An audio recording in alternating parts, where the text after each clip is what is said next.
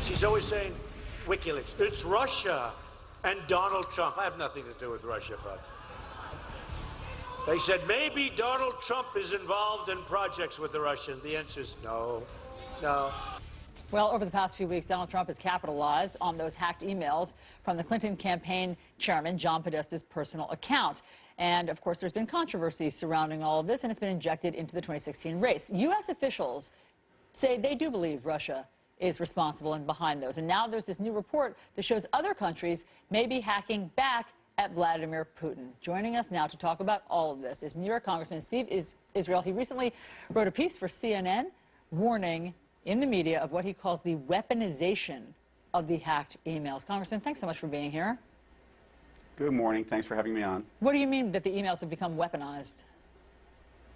Well, look, people should reach whatever judgment they want on this spate of emails.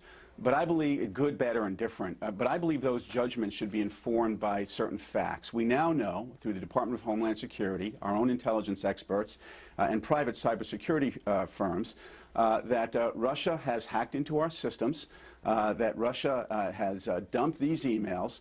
And not only that, but Russia has a tendency of dumping these emails and then doctoring them, falsifying them. And so this is a foreign intelligence effort to sow discord into our systems, to discredit candidates before an election, and to influence that election.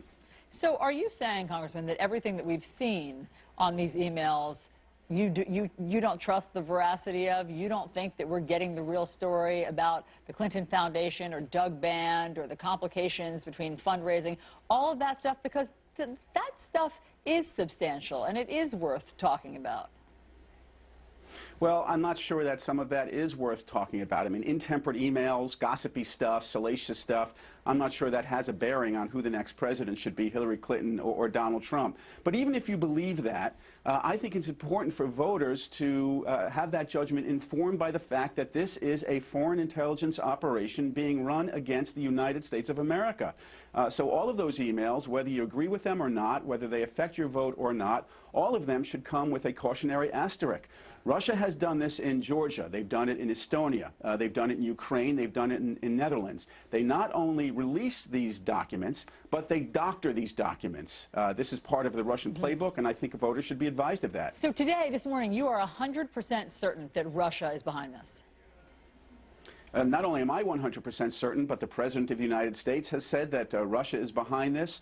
If you don't believe him, the Department of Homeland Security has said it. If you don't believe the Department of Homeland Security, we have about 15 bipartisan national security officials, including officials from the Bush administration, who agree that Russia is behind this, and virtually every major cybersecurity firm says the same. So why doesn't Donald Trump believe that?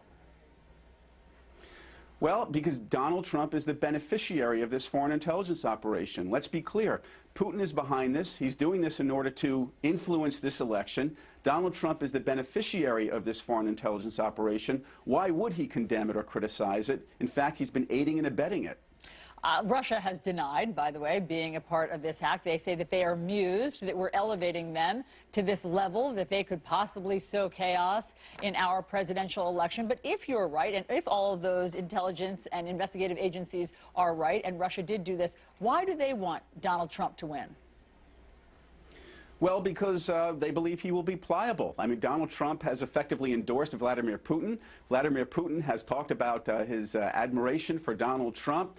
And by the way, Putin's denials of this hold no water. This is a guy who bombed a UN convoy in Syria, said he didn't, who's bombing hospitals in Aleppo, said he didn't, who invaded Crimea, said he didn't.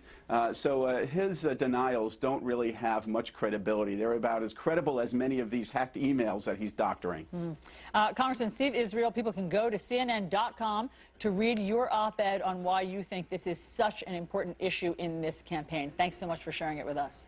Thank you. Let's get over to Chris.